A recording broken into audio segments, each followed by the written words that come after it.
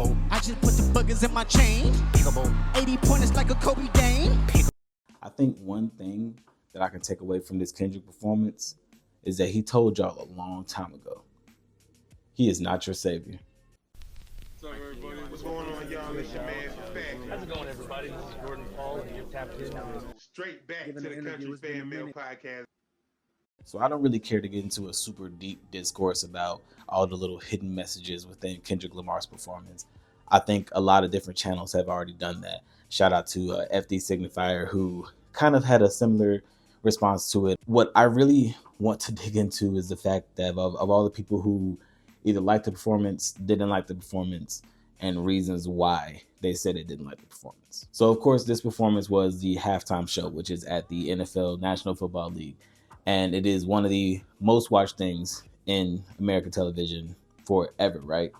And it's usually stereotypically a show that is a lot of Caucasianism, if we're being 100% honest, maybe with the exception of probably the last 5 to 7 years. And some of the chief complaints that I saw, especially from people that look like me, were saying that either that they wanted the performance to give them more, they felt like it gave Drake way too much attention. They felt like the NFL maybe shouldn't have allowed him to say A minor, and he didn't say PDF file or files, excuse me, but still alluded to it essentially.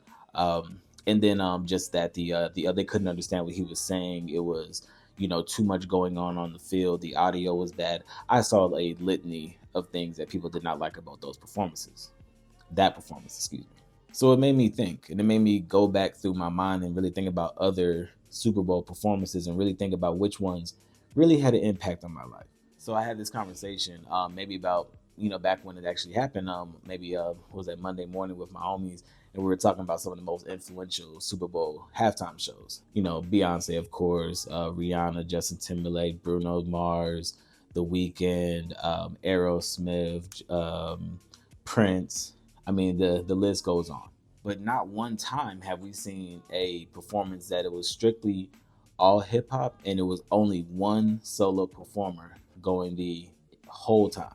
So starting off with the audio of the Super Bowl.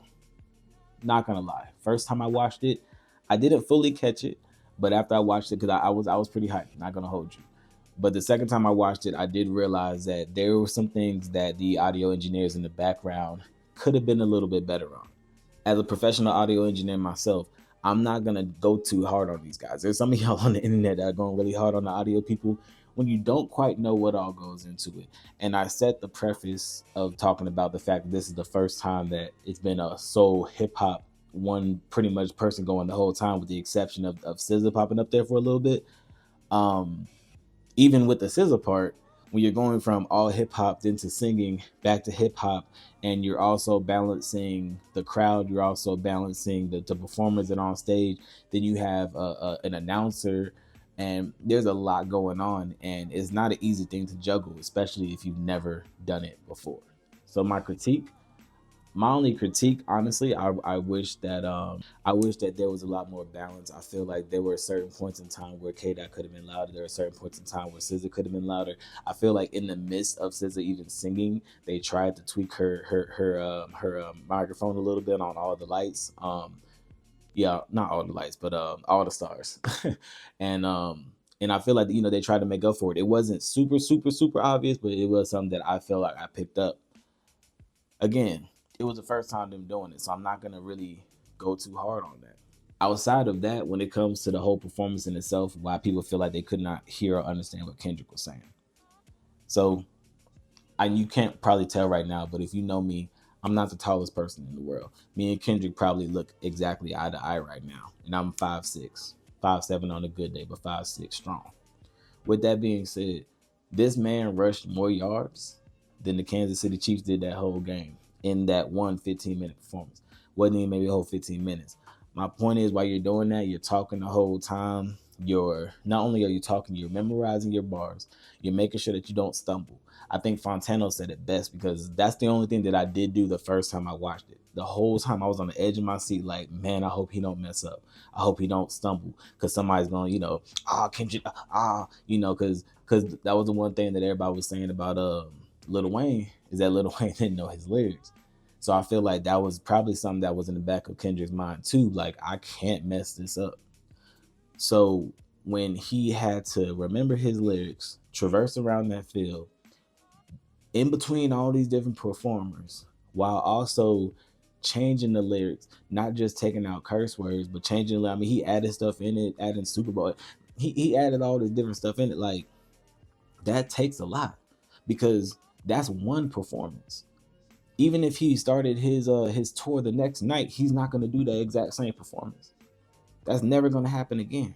Not to that scale. I've never been a fan of giving people slack for things that they get paid for. Like, if you're a basketball player, a professional basketball player, you get paid all this money, I'm not going to feel bad for you because you got to run up and down the court. It's what you get paid to do. As an artist, you get paid to put out this art, and and then there are times when you get paid to perform. For what it was, that was a pretty goddamn good performance for somebody who's never done it to that aspect before. There's not a lot of people that could do it, in my personal opinion. Again, I'm not here to break down, and I could, because I've watched it a few different times. I could go into a lot of different details about things that I saw, things that I felt like may have been a reach. Like, I'm not gonna lie, I feel like the A chain, I feel like it was more about PG Lang than it had anything to do with A minor, because why would Kendrick be having an A minor chain on? Now, granted, it was technically an A minor, but has always been the A from the PG Lang as well. So I feel like that might be a little bit of a reach. Just like everybody was reaching about Kendrick's Damn album. They swore up and down that it was playing another album backwards and he was going to re-release it and it was going to be a blue wall and all this. I don't think it ever happened. So, and even when they asked him about it in the interview, he was like, it was going to be damn one way and then backwards it was fuck. Like, that shit was actually pretty funny. I fell into that conspiracy a little bit too. I ain't gonna hold you. I'm trying to think if I can make any other like honest critique about the Super Bowl performance.